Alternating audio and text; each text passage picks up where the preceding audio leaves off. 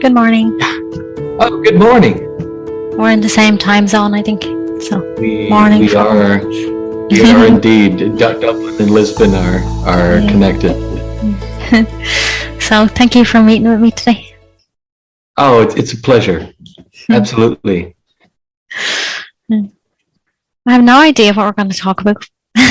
Oh, that's fantastic. Well, first of all, I need a Sanskrit refresher. I need to know what Amba means. Okay, so Amba is a name that I got from my teacher Muji. Okay. And I don't know. I think he said that it means like it's just a name. He gives everyone the same, like pretty much the same name, like just a name for God. Yeah, you know? yeah. And he says that when he's given people a name, that he kind of looks at their kind of energy or something, and like maybe it's not like very alive in them, but like to kind of bring it out of them, he gives them that name. Right, right. So it's like a name for Ma, Durga, or Parvati. It's okay. It's one of the Shakti names then. Yeah. Okay. Yeah, so I think it means mother. Yeah. Oh, wonderful. Okay. It kind of sounds like that. Yeah. I quite liked it when I heard it because I don't know. I always I don't like feel like mothery or something, but I don't know. I can be a bit mothery with people sometimes. Yeah. I also really like your name, so.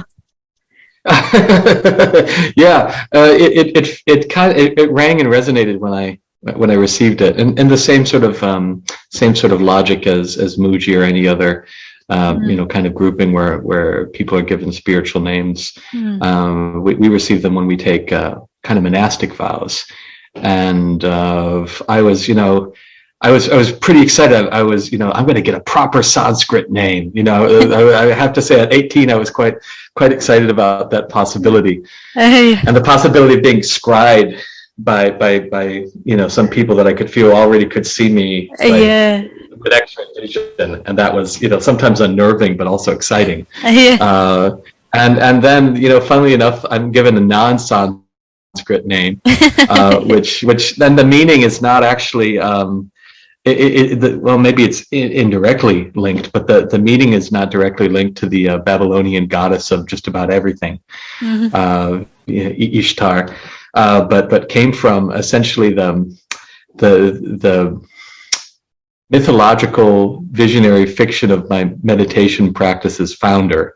And my name basically was referring to like an 8 to 10 foot tall immortal blue being who was essentially ultimately I figured out the structure of his books is essentially as one of the many archetypes for Shiva, just kind of a not so terrifying one who's a little bit more ethereal and celestial, up with the Sadashivas. They're not so scary. They're more bookish than scary in some ways. So Ishtar means the divine architect, and it actually made a lot of sense. Oh, we should start properly if you'd like. We're just chatting now, so I don't mind. Like we can, but for me, like it's just like this.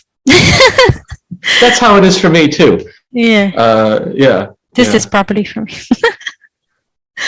Casual is good. Yeah, I have to say that after like a half lifetime of deeply wanting to go to Ireland, I was given the chance in 2020, right before the pandemic really sort of swooped around, and it was everything that my heart thought it would be and more. So I have that's good. And every person from Ireland. Well, maybe I've been lucky. There could be some bastards, but every person I met, I thought was just absolutely wonderful and terribly interesting and So. Oh, that's really good. Yeah. So I don't know if you had any ideas about what you'd like to talk about. Like I had a few kind of things pop into my mind. I know that you teach Ishaya meditation, and I never heard of it before I heard of you. So Suzanne Marie pointed me in your direction, and I just loved your name. And like I told you in the message that I sent you, I don't know why, but like I just kind of felt like I knew you really well when I saw your picture. So you just have that feeling thing with some people. I don't know. Yeah. Right. But then because I knew I was going to be speaking with you today, I was looking up Ishaya meditation. And I suppose like we all have, like there's probably thousands of different paths in spirituality. And I don't know, at least I have this thing in my mind where my mind just kind of makes everything the same. Like I somehow see that, like, so someone saying, no, this is like completely different. This is a completely different teaching. But then when I hear it, somehow my mind makes it be, but it's really just the same. Like, but I don't know. I kind of feel like maybe all teachings are pointing us just to, I guess, to just recognize the truth of who we are and to be that as much as we can be. And maybe that's trying to, that's maybe that's an ongoing thing. Like, I don't know, some people say it's not an ongoing thing, but like in my experience, it's like I can recognize the truth of who I am, and I feel like I live for that. But I also see many times, like even throughout a day, where like I feel like I have to remind myself of, I don't know what it is, just like maybe I see like ways that I behave that isn't in alignment with what I really feel in my heart or something, or I can see myself behaving according to just like old kind of things that come from the mind and belief in separation, I suppose. So I guess maybe any practice is to bring us deeper into not having those kind of behaviors, but not really even. I don't know. Like, I don't know. I mean, if there's a unit, this is I mean, I love this area of discussion. I also I have a lot of friends, I suppose they could be fairly described to be in non-dual circles or neo-Advaita circles, and sometimes I find what some of the things they say kind of funny, or especially some of the ones who sort of said they woke up and nothing happened, or everything that they were doing didn't work, and sometimes I find that to be a bit disingenuous, especially when they were like consistent meditators for like 25 years. I'm saying, like, so you don't think any of that?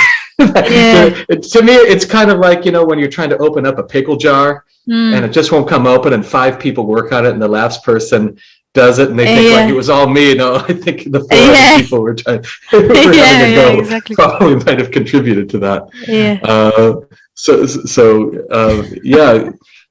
Paths are funny. I mean, like with mine, I don't know, with this Ishaya stuff. Anyways, this ascension thing really kind of came into my life very obliquely, out of nowhere. And I suppose a lot of things are like that. I was convinced actually that I just read Autobiography of a Yogi, and just reading that book, I would read it in the school library in the morning, and kind of like a little private space in the corner that somehow I had kind of put my energy around, and nobody sat there, and it was just blowing my heart open. So I was fully thought that when I got out of high school, I would find myself going and doing deep practice with some kind of Kriya Yoga community, because at that point, that was the internet wasn't such a big thing back in those days. At that point, that was sort of like seemed to be the biggest, brightest connection.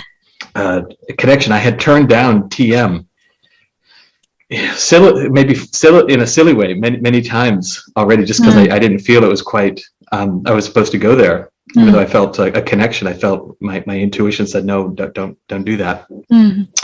And so I was praying to Babaji, like Yogananda said you could in that book, and I said, all right, I'm taking you up on this. You better and I started having some very interesting kind of I was skeptical of him, but like mystical experiences during my late night meditations. When I would pray, I would feel this.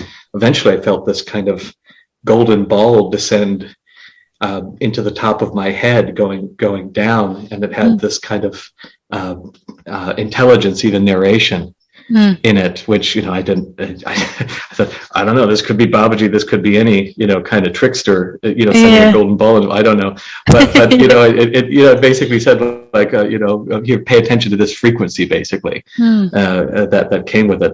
Very musical sort of thing, and it must have been like two days later, I started to kind of feel it. I was out picking up cigarette butts and up from the city gutter and the sidewalks, putting them into a garbage bag. And as I was coming home, I was just really feeling it more strongly. And I got to the sidewalk in front of my house. And at that moment, my sister and my soon-to-be first brother-in-law were on the stoop out the front door. And Darshan, said to me, my first brother-in-law, then named Josiah, Darshan said to me, hey, we're going to go to a meditation class this upcoming weekend. You want to go? And in those days, I was like famous for not breaking my 6-hour-a-day meditation schedule. I mean, I was very inflexible. I said no an awful lot to an awful lot of fun things. And so it was a very big surprise for me, because right when he asked that, I felt that frequency that had gone and just and the frequency basically kind of came out my mouth and said, oh yeah. And I was kind of witnessing it in a certain sense. I was like, oh, that's interesting. We're saying yes here. And so that was where it all began. And that wasn't enough to convince me that whatever I was getting, I was very skeptical, I think in a good way, because I didn't do workshops really not at that point, or seminars, and I didn't want to deviate from my focused kind of tapasya that I had. But the first time I used those techniques, which I did not expect to work at all, I thought it was probably a bunch of BS. I was like, these are in English? What? That can't work. English is it's not a sacred language, Because I just read Yogananda saying, look, in one of his footnotes, the big footnotes on Sanskrit, he's like, it's the most perfect language ever devised, cognized in the hoary ancient past by the ancient rishis. I was like, whoa, and but then it took me into a deeper state of Samadhi than the deepest I'd experienced since the near-death experience. And so it kind of kept up like that. And I was, kind of like, all right, this is good. And what is it? Is it like just kind of saying a sentence? Yeah, basically. Yeah, it's weird. It's almost like if I had, I suppose I wasn't raised with any kind of religion or anything. And I stepped into a church once with my mother, into the Lutheran church down the street, and I was very unimpressed by what was going on. And in my town, actually, especially early on, I felt the Catholic school boys were some of the meanest people in town. So I kind of had this kind of aversion to, if they're mean, then that whatever's producing them must be very bad. I was kind of nervous about the religious kids. Often, but they're kind of like prayers in a sense. Prayer mantras I suppose would be a good enough word that use appreciation, gratitude, and love. Again, at that point, that was something I was skeptical of. Praise, gratitude, and love sounds religious and sounds like people are trying to create feelings. And I was like, I don't think that's going to be an effective means to meditation. And I was like, holy cow! So basically like that. And now that you know a lot more about it and you've been practicing it, and I think you teach it as well, do you feel like, so it's based on appreciation and gratitude, do you feel like whatever the things you say are to like invoke or connect to that kind of energy of love? That definitely has happened, and I think it's kind of twofold. For in some sort of strange magical way, they kind of both would take me into the silence. They both strengthen the silence process, and right along parallel to that, they, the love is really forthcoming. At least that's how it was for me. Some people talk about having a bit of a lag. Some people have been really practicing hard, and sometimes they're not necessarily complaining, but they'll say like, yeah, my spirituality or my practice feels kind of dry.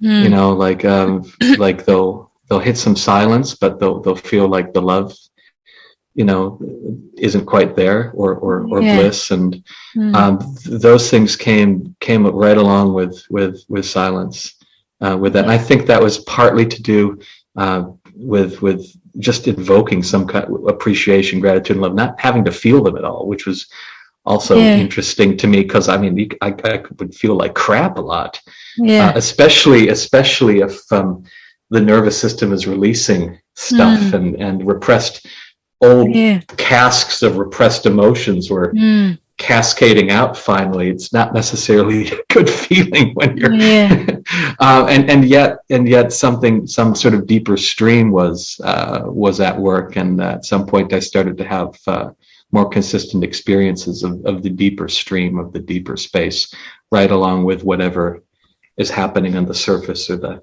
intermediate levels. I wonder what you think about this, or if you want to say something about this. So, like in spirituality, or let's say, I don't know if these words are going to be right, but let's say you're kind of connecting with the silence that's here in your heart. And then, like you said, like we might have all these other things in the nervous system, like all things from the past, or we don't know when they're from, but things come up. And I think for many people in spirituality, it's almost like the more you go into silence, the more stuff can come.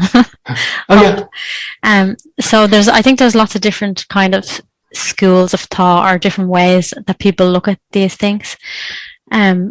So like if you need to focus on these things that are coming up to kind of like resolve them, somehow, or is it enough? Or maybe there is no one answer for this, like either, or is it enough to just kind of remain in the silence and like keep our attention open and just kind of let it all do what it wants, like, and just kind of not be bothered with that because it doesn't really have anything to do with us? I don't know. I'm kind of saying this is very this is a question that definitely gets begged frequently, and I would agree with what you just said. Is that there's not exactly one cut and dry answer. It can be very situational, I think, and very specific to the person in that moment. And actually, both things you said can be true at the same time. Of course, the danger with it's more of how it's interpreted in practice. It's like I can't be bothered. I can't if you're not really in silence, but you kind of like I can't be bothered. I can't be bothered. I can't be bothered. That's definitely the time you're like, oh fuck, I better just feel. I got to feel this thing. And then of course the other extreme is all feeling, no silence, whirlwind, recycling, no resolution, and nothing really happened to the pattern. So like in so many things, it's kind of an artful middle that has to be found. And I think people, when they're practically going through things, they learn how to, where those dials are, and they kind of play around with too loose and too tight. And maybe their Goldilocks zone kind of changes as they go. But certainly God, like I remember feeling angry for like a month, because that was one of the things that I was taught almost more tacitly to repress. Is anger? It's anger, because I was kind of bigger and taller. And kind of the message that I was at least interpreting consciously was that I had to keep a cool head, because it was my responsibility not to do that, and not to hurt other people, and not to hurt the other children. And maybe I was a little bit uncomfortable with how strong it was in me as an emotion. And so I've like for 30 days, not long after I started the Ascension practice and was in an ashram setting, it was like anything was just setting it off. And then kind of after that period, it felt very different, down in my intestines and my stomach, and down in the bowels, and so and sometimes I was quite histrionic. I was maybe a little bit too much. I was really going with the things, maybe quite the opposite of like, I'm going to be serene and not, I was definitely, going into the dramatically. I wanted to, because I think I wanted to do a little bit to move them, because my tendency, of course, had been so much more toward repression. In that area, that I felt, okay, maybe I should, if I'm going to overdo it, I probably should overdo it on this side. And that was just, I think different spiritual teachers would say completely different things, but I kind of feel like maybe, I guess, like the true thing is really to be connected with our own guidance. And then, like, even if you're making a mistake, because there isn't really a mistake, but like to be guided from within rather than without. Like, about those little things, like you said, like you just kind of felt like you should totally go into it because you'd been doing the opposite for so long. And even if it ends up being wrong, at least you did it because you felt like you needed to, you know.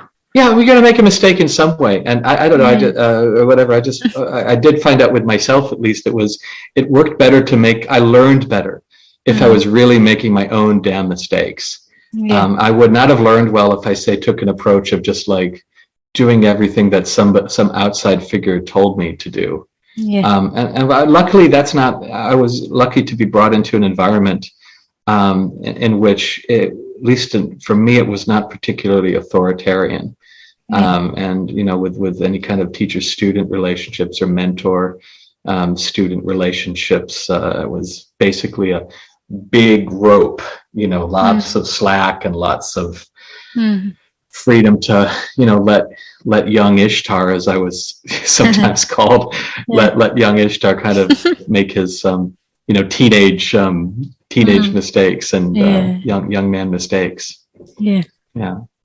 I think when people say young people in like kind of deep spirituality, it can be a bit like, oh, I can't believe they're like here already, but like, oh, it can be a bit like that. I got that a lot. At first I thought, oh, what a nice compliment. After a while, I was like, they're going to say it. This person's going to say it, and I would, you know, and then they'd say it. You know, okay, you know, thank you. That's nice, you know. Well, probably feels good to be a bit older now. Yeah. It's strange though. It's strange. Yeah.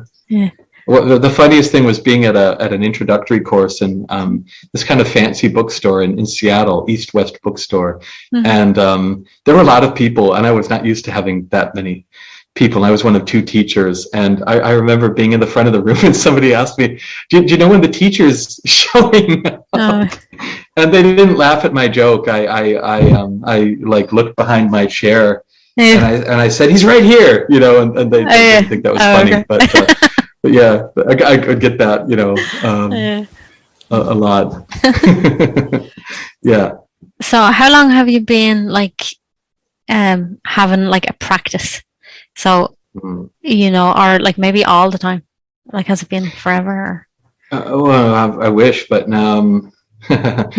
probably since the year, like steady, 2001, that's when I really turned the jets on. Before that, it was it wasn't all that consistent, not as much as I wanted it to be. I was certainly dabbling in meditation and doing workshops, and had some wonderful spiritual friends in my little town back to 1998 when I was 14. But I was very much in a transition phase through high school, and it wasn't until right before my last year, the summer before my senior year, that something in me just kind of erupted and basically was like, yeah, you got to do this thing. You can't go do the normal safe life that you kind of, you know, we're trying to set yourself up for, and that the adults who cared for you had been, you know, trying to, you know, sacrificing and working and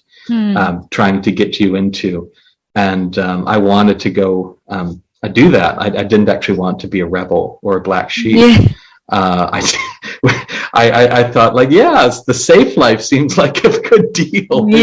Could do like, but no, in me was that there was this crazy monk, and so you know, about 2001.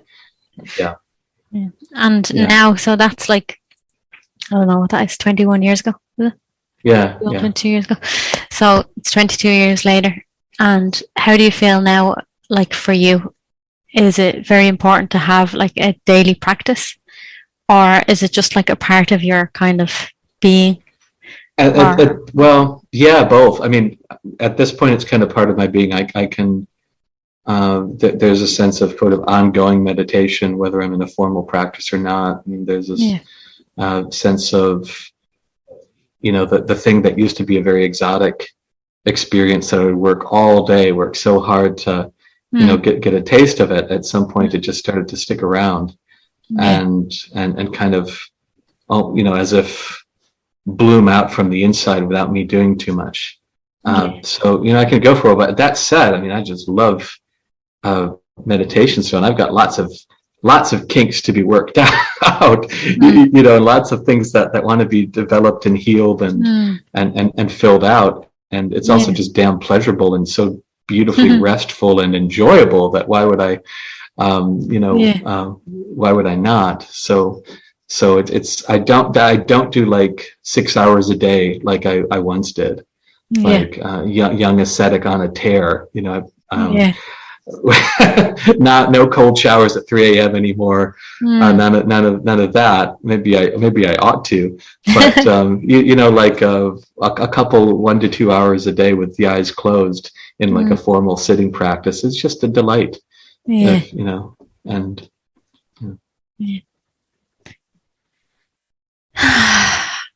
and I had a few other things in my mind. I'm gonna just see if they come. I don't know. Oh yeah, I'm sorry. Yeah, my mind is so. I thought I had some things I should talk about, and then sit on is completely blank, and I'm just I'm talking to Amba now, and she's over in Dublin, and I'm in Portugal, and we're just gonna have a good old time.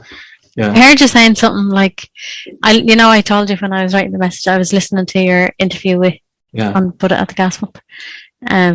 So one or two things, when you listen to something, they kind of stay with you.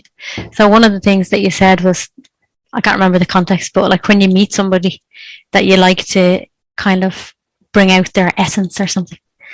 Oh, yeah. Did I say that? Oh, you said something like that. And I liked it because like I've started to kind of think like that, like about especially in these meetings, but really all the time it would be good.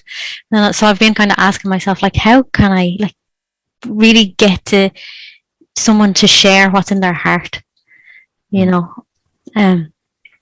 so I don't know yet, so I'm just kind of exploring that with you, like what would be a good question, like what's like, maybe like, I don't know, like what do you feel like you're really living for? Oh yeah, that's a good question. I mean, you actually even nailed it on the head. With me, you could just say, "What's in your heart right now?" Yeah. It might not, in my mind, it might not compute the same way as what am I living for? Because that I mean, like, I don't know. What am we doing?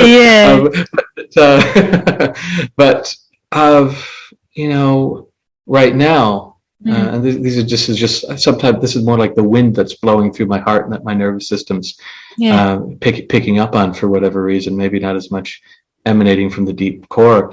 I'm again, there's a sense of urgency, not particularly guided by fear or concern, but there's a deep sense of urgency again, where I just want so much, as many people as possible through whatever means it needs to be for them, to have an experience of samadhi, have an experience of some kind of flavor of it, some flavor of deep non-local consciousness, so that they've poked their head outside of the Plato's cave enough and breathed in a full lung of air out there that they can't really quite go back to normal anymore.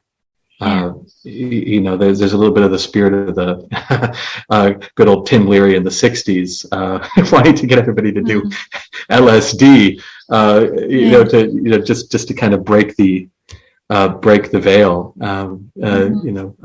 Not exactly. That's why I said whatever method. Meditation worked great for me.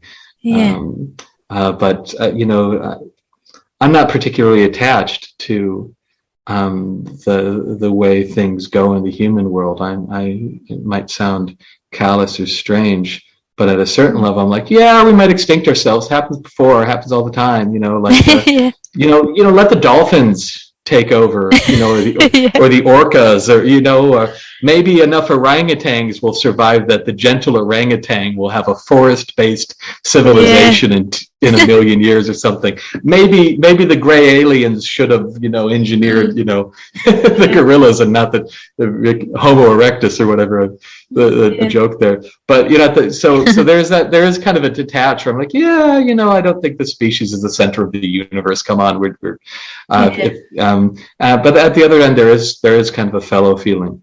And there, there is a sense of, like, for instance, when I was a child, I was particularly taken by certain myths, which a lot of people are taken by, like the Atlantis myth, the notion of Camelot.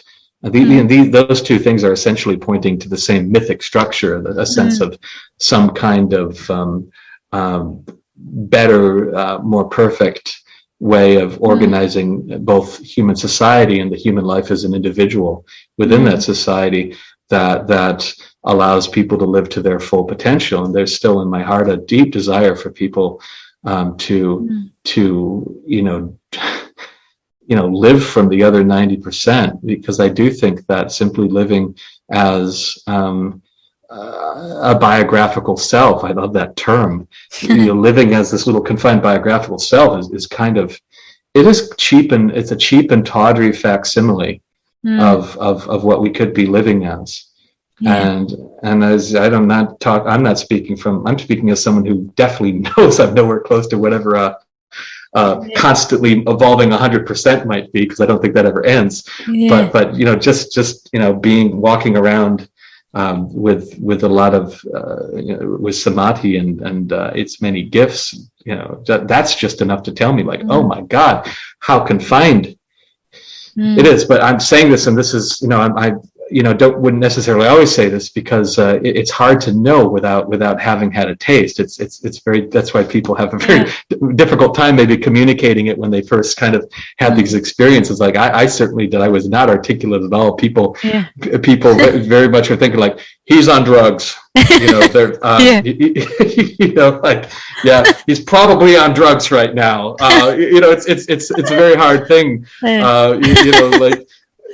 Funnily enough, sometimes it's like I remember, at a very early stage, being very raw after near-death experience. I would run into some certain adults, and it's like it was like I had touched a space, and then I could feel if someone else had touched that space just by feeling something. Often they were like people who'd been in the Vietnam War.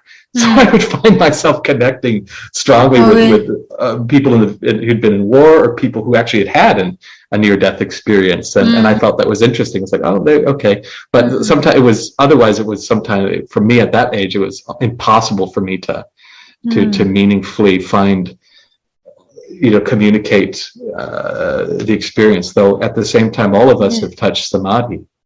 Like, that's the beautiful thing. Looking back is like. As children in daydreams, looking out a window on a rainy day, that can be enough for the nervous system to slip much deeper into its neutral gear, which is what that is. And so later I was able to kind of cite examples like those, or Maslow's wonderful work studying the peak experience, that term he coined. So that's, I just want people to have it so deeply and consciously that it doesn't slip by, which is what often happens is we just slip by the deeper ends of our natural state. We would just waltz through it and dance through it, just don't even know what we've just touched. Like people are experiencing it, do you think, like all the time? Like maybe not like every day, but like, let's say, like you said, like a child looking out a window, but even like anyone, like just when we're in nature, or maybe anytime you're just kind of you're just really being just anytime you're not like so much engaged with your mind story. We certainly aren't losing it. We just happen to be having a lot of our focus on these juggling balls. And so then functionally, then we miss it, but it's so peripheral for most of us that we have no clue. And so I think spiritual practice, or whatever spiritual unfoldment you want to call it, is simply just anything that allows what's peripheral to be to be brought much more into the center of attention and oh yeah, that's a really good way of putting it, I think. Like, because it's always here, you know, but maybe it's like peripheral, or we're not giving it much attention. And I also think we don't kind of like value it. I think there's something in like valuing it, and when you value it, it's like you know, the way I said, it's like what's in your heart. So because you totally value it if it's in your heart. But I think maybe some of us, well, maybe like everyone is here maybe for something different. Maybe, I don't know, if everybody really wants that even. I don't know. Yeah, maybe not, and that's fine. I'm not even. Yeah, exactly. I think that is probably the case. Yeah. That some lives, some lives, like if there was sort of like a spreadsheet, a dharmic spreadsheet for an incarnation, and had a few boxes to check or whatever. Yeah. I think some lives might have a very few, and they might be very exceedingly mundane things. Yeah. Like when you get on that park bench and you want to say I love you to that person, you say it, box checked. You know, then you get up and you go get hit by a bus, and it seems like seems like a tragedy to everybody, but yeah, it was like the perfect thing to happen. Yeah, exactly. Yeah, you did your thing, you know. Yeah. It's kind of like that old TV show Quantum Leap with Scott Bakula. It's an American show. He's a time traveler. He enters other people's lives and does like a task. Oh yeah, I think I watched it, but I'm very bad at remembering these things. Oh God, no! I've just lowered. I'm so sorry. I've lowered the quality of your podcast by bringing Quantum Leap into it. I'm going to bring Gladiator, Quantum Leap. You're gonna have to apologize to people for having bring them all in now. They're all coming in. I tried to read Ulysses by James Joyce, but I'm still having difficulties with it. Literature was not my my forte, like it was for my sister. You know, I apologize to the Irish listeners for not. But William Butler Yeats, absolutely. Oh my God, it's like he lives in my heart, and his poems are like me being reacquainted with its ballads of love and transcendence and magic.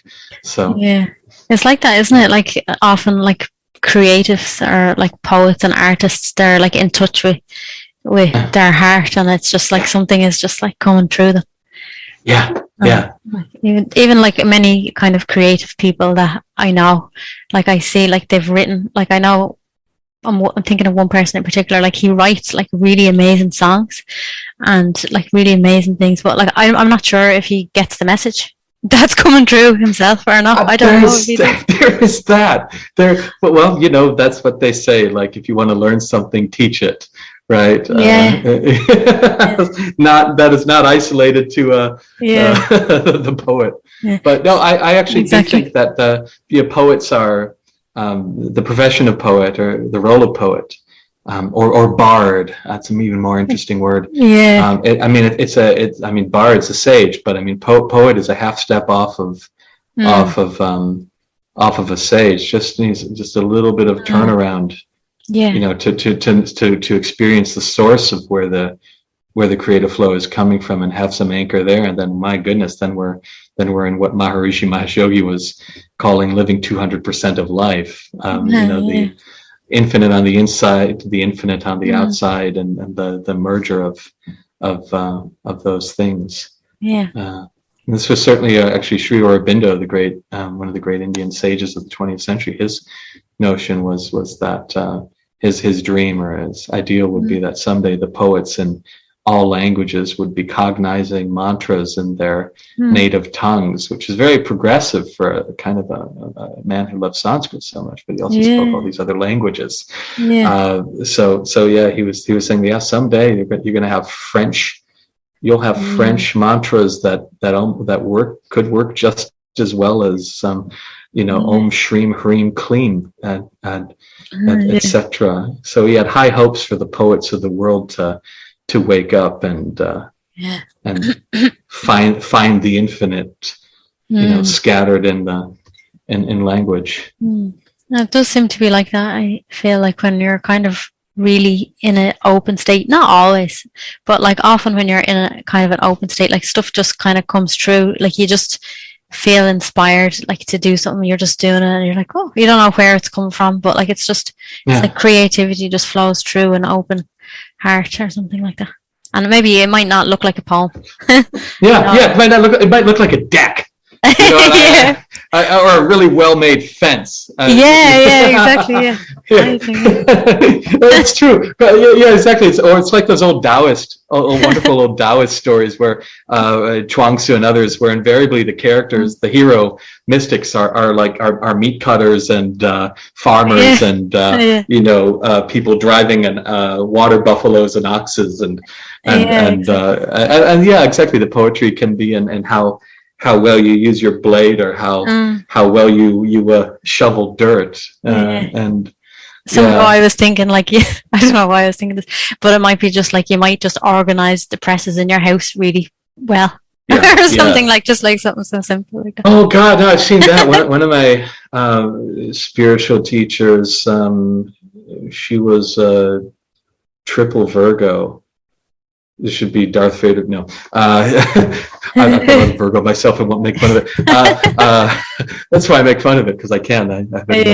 No, she was a triple Virgo, and I would walk into her spaces, and she would arrange things and dust things and put things there, and it was wonderful because I would just be blasted by the sense of these objects being alive with the infinite. After she touched them and enlivened them, and it was just full spectrum coming at me. The same happened with an earlier spiritual mentor who was what was called a walk-in, but anyways, that's another thing. I would go over to his house a lot, and he loved working on his truck. He had a beloved Ford F-350, a big old thing that pulled a camper, but he loved working on it. And I would walk into his garage when he was working, and his tools had this kind of living presence to them, like I'd not experienced in any other tools I'd ever seen. I remember like handing a Makita power drill to him, and touching it. It's like, well, that's fascinating, because it felt like some kind of honeyed electricity had somehow entered my body. I think we're getting into magic, which is one of my favorite. I guess one of my favorite ends of this whole thing is that a human, an enlivened human being who's in contact with the source, they basically become this love generator.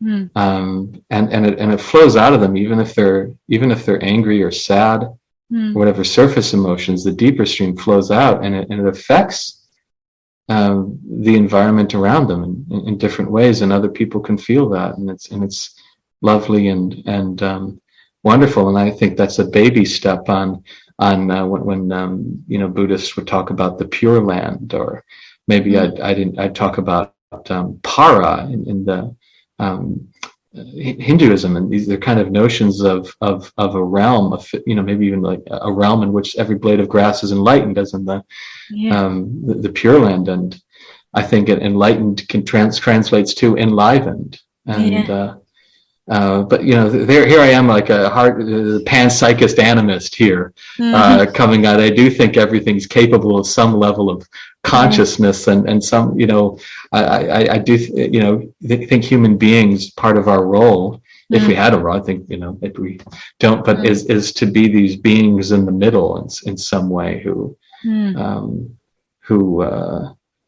spread appreciation and somehow the words are coming, I don't know, probably from all the things I read and all, but like just kind of bridging heaven and earth, like somehow like that. I love magic as well. Like I always think like life is real magical, and I like to use that word magic. But I think if I talk about it with people, sometimes they just think I'm kind of like, I don't know, at least they used to, and maybe my energy used to be a bit more like kind of woo. So they just think I'm a bit like airy fairy or something. Oh, like yeah, this, yeah. It's like everything's so magical.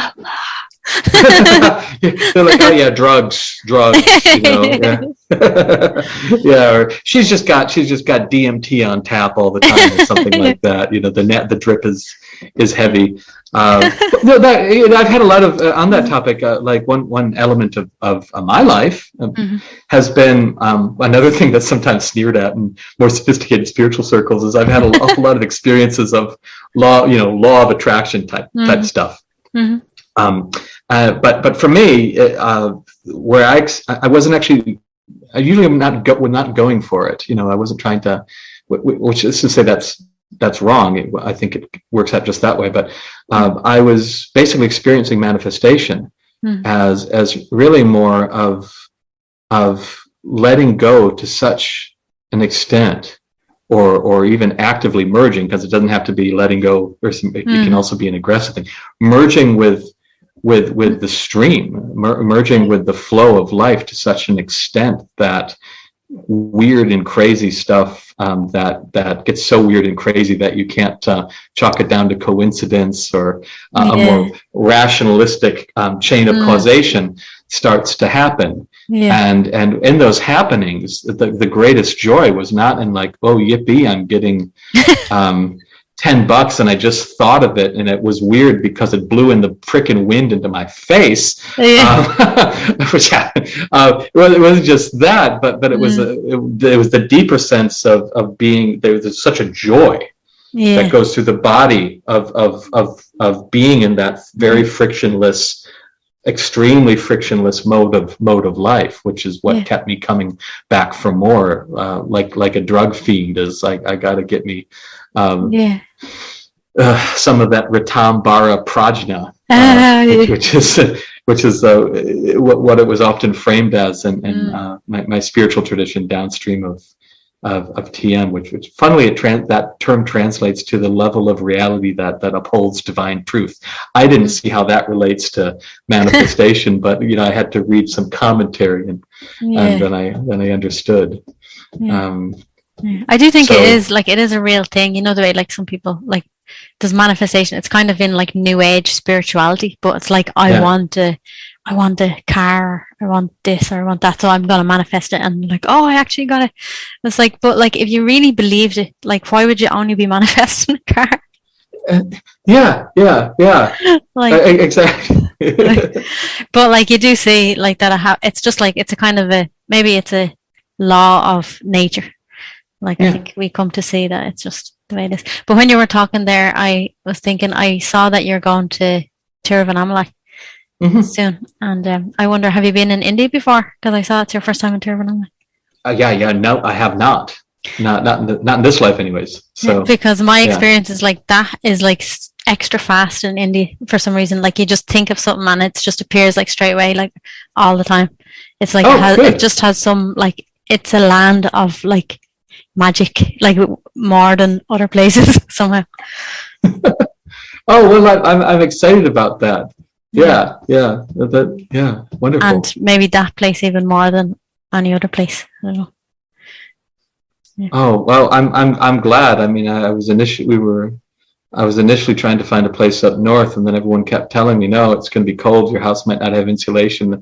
All these other things they'd say. Don't go to Shimla in January or whatever, or Rishikesh or something. So they said go south, and then we've been wanting to draw to Mount Arunachala for some time. And so that's just kind of opened up.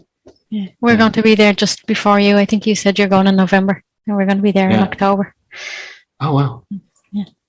Oh wow! So what are you doing there? You're going to teach an Ishaya meditation course, is it? Yeah, long one. We're going to have I've had some dear friends from Minnesota who were in some ways driving this. They wanted to do a long 4 or 5 month meditation retreat. I guess I've been talking about how good of a time I had of mine too much, and so we were we're going to do that in a house just outside of Tiru. So that's what we're there for. Oh yeah, that's really it's good. very intense. Yeah, it's like it can be, depending on how much you have to sleep, which sometimes some people aren't really sleeping at night. They'll meditate through it. It Yeah. could be 8 to 12 hours of closed-eyed meditation in the day. Yeah. Wow. Yeah, it's so easy. It sounds like grueling, and some No, it people sounds it would sound great. grueling.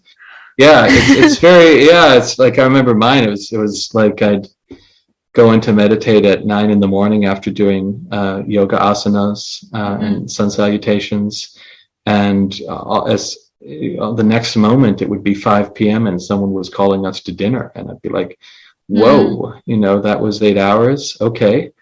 Yeah, well, okay. So yeah, that's so, yeah, almost 20 years after I did my retreat, we'll be doing it. I think it's whoever is on that course is fully blessed to be there. I feel like we're going to be very blessed, so I'm looking forward to it. And is it full already?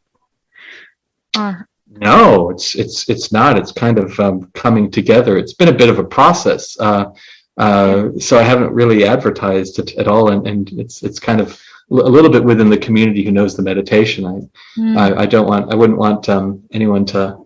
I'd want people to know what they're getting into first, and know that they like the modality, know that they like doing the modality for large stretches of time. Yeah. So there's kind of a couple doors that usually most people have to walk through to know that it's a good fit for them. Yeah. But yeah, it's. Yeah. So, is there anything else you'd like to talk about? I think millions of things, but I see that our time is kind of running short. So one more little quick thing that just came to my head. So you mentioned there, and I saw that you do like astrology, and you mentioned like something Virgo. So then I guess the question is just for I don't really know what the question is yet, but I was really into astrology like years ago. And I was really into, Vedic astrology. And I was like, oh wow, okay. Yeah. And I didn't get like so into it that I was really good at it, but I was able to try and kind of like look at it and understand it. But then it was very accurate. Like I felt like it's very accurate, but it totally messed up my head because I felt like, no, it's too accurate. I felt like there wasn't enough freedom in it. Like I'm not, like this is how my life is, and it's all laid out. And like I could see that what came in the past like actually did happen. Like this period is really good for this, and this is exactly what happened like in that period. Yeah. And I saw it like a few times, so then I can't even remember, thank God. I don't know if I want to but like then you could see like your future kind of laid out in front of you, like this is what time is good for this. So then I felt like there's not enough kind of freedom to just kind of be alive. I was kind of different then as well, like yeah, but I get you. Yeah, but I don't know, I wonder how for you, like your way of seeing it, how does looking at maybe your own and other people's like astrology charts, and I'm sure if you're doing it you can see how much kind of, I don't know if the right word, like truth, and how much it actually does come to pass in someone's life. Where does that fit in with like awakening to just the silence that's here? Oh, good. There's like three or four questions in there actually. But this is a very rich topic. One is as long as the astrology isn't saying on June 24th, 2024, you will have an avocado bagel. Yeah. You're not getting out of that. That would be crazy if it were that. It was But so I also do Western, and I enjoy Vedic astrology, but I wouldn't put a shingle out for it because I think I'd want to train for some and study for some many more years to do that. And in my set of Western astrology called evolutionary astrology, there's an openness. It's far away from being a tightly deterministic, fatalistic sort of orientation. And it's really, I think of it musically, like I think of a lot of things. And when I see a birth chart, to me a birth chart's like a song or a series of songs. It's like a musical composition. But these are patterns, but those patterns can play at different octaves in different ways. Or just as you give the same song, you give it to Wolfgang Mozart, and you give the same one Miles Davis or Prince, and they don't even have to change the sheet music all that much, and you can get vastly different sounds out of the same thing. That's how I think of astrology. I'm looking at patterns in music basically, and sometimes I could see that certain periods, like we'll talk about transit periods, or in Vedic astrology, you'd be thinking about the dasha periods. Western astrology, mainly Hellenistic, has sort of similar ideas on what are called profections, but we won't get into the weeds so much. We could even just look at transits, and when I look at those, transit is the current astrological weather. Pluto or Saturn is affecting somebody's natal sun in a significant way. I don't look at it fatalistically. I just say, like, this period, there are certain, almost like nautically, navigationally, there are winds and currents that, should you put your sail up to catch that wind and current, this particular period would be easier to catch that wind and current. And so that's looser and more deterministic, and that kind of lines up with my experience of things. Like for instance, I have a very splashy Jupiter placement in my birth chart. Jupiter in Sagittarius in the first house. That's very strong for it, and I've been a very lucky person. Maybe why I get along with Irish people so much. Terrible joke. That's an American. A bit slow. Very good joke. No, so I've been very lucky, but especially looking back, I was very lucky on my Jupiter returns, when Jupiter, after 11.88 years, comes back and to the natal position. Winning raffles, one Jupiter return on the exact day was the day that my Buddha at the gas pump interview went out. And I didn't, it was actually, the timing was changed, and I had no say in anything that was happening. And I actually had an earlier return because it retrograded a little bit. And that was basically the day that I did the interview, which was really strange, because it also fit the symbolism of the birth chart, which was, this is a moment in which you are being, the first house are kind of being put out there in a sense, and there's some kind of luck involved, and chance, and so that I think it shouldn't be fatalistic, and there's all sorts of room. And how does it deal with awakening? Well, I see them as parallel things, and that at some point they can develop. Like, I've done birth chart readings for people. Initially I'd be like, oh yeah, you're very enlightened. What can I be doing for you here? Is there, do I have a function here? Is this because I don't want to take your money, but actually found like those are some of the most fun, and people and the people I'm talking to, they seem to be getting an awful lot about it, because I'll bring it back to the analogy that all the world's a stage, and we're just actors on the stage.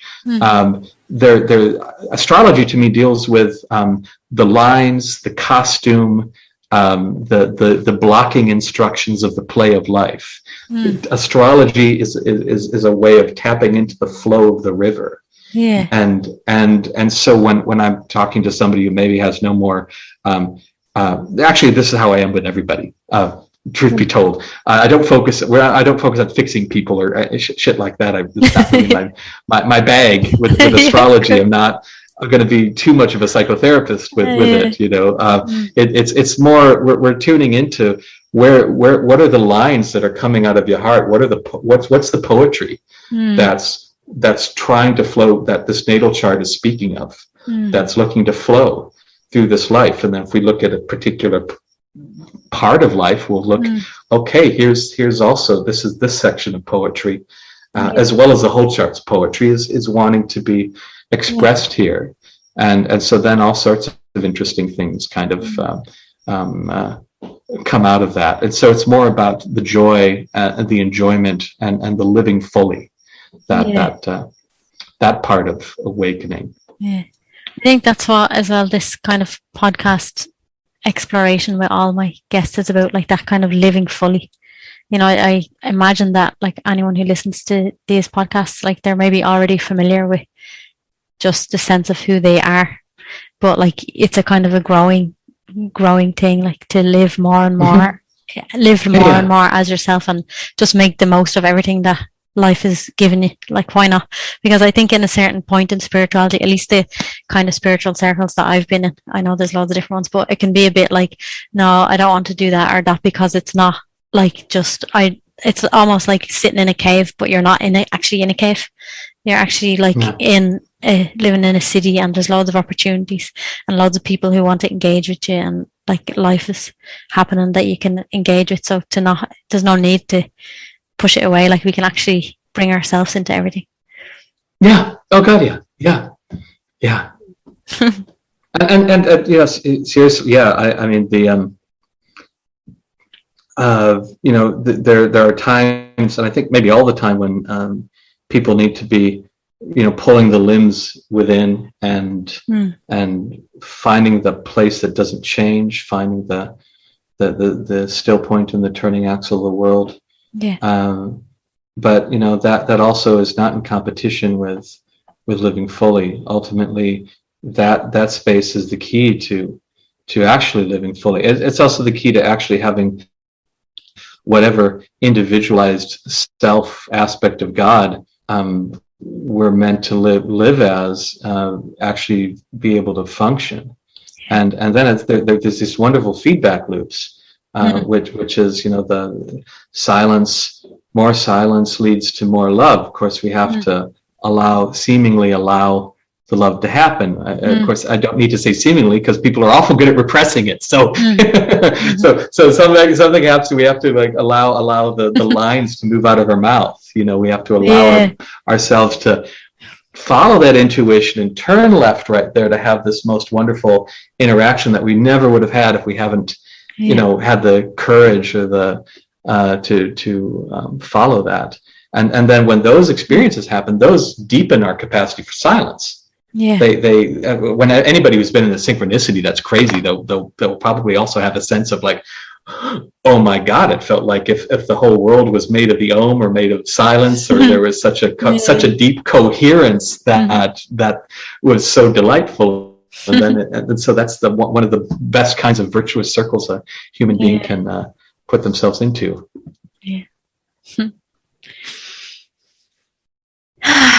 So thank you so much for this conversation. And just if there's anything else that's in your heart that you'd like to share before we say goodbye.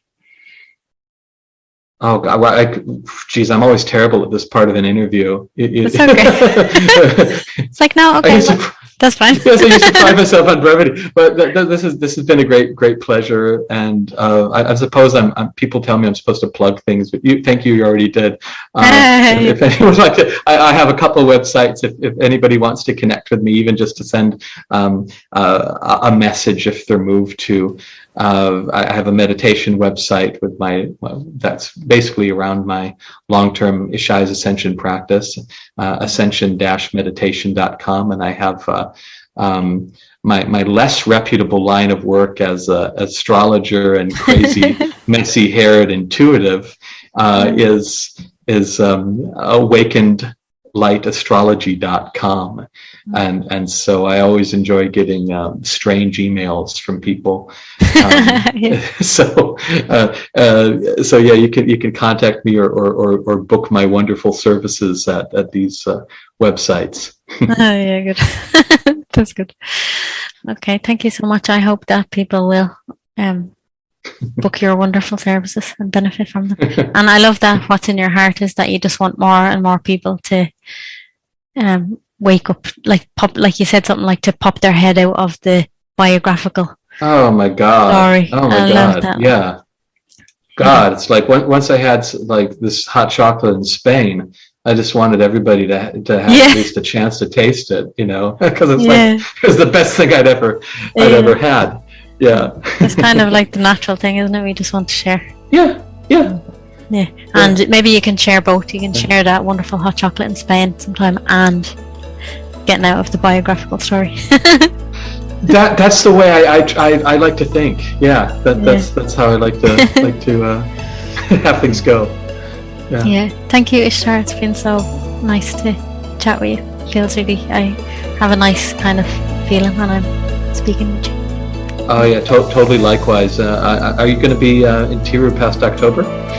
No, we're only going there for like 3 weeks. I have a teacher who lives in Bangalore, so I'm mostly going to Bangalore, and we're going to Tiro for about a week, maybe around Diwali. Okay. Well, just missing you there. We just missed. Yeah. I know. Yeah. But you're gonna have a wonderful time. It's like totally. It's like the center of the spiritual earth or something. I love it. Yeah. Bye. Okay. Bye. Bye.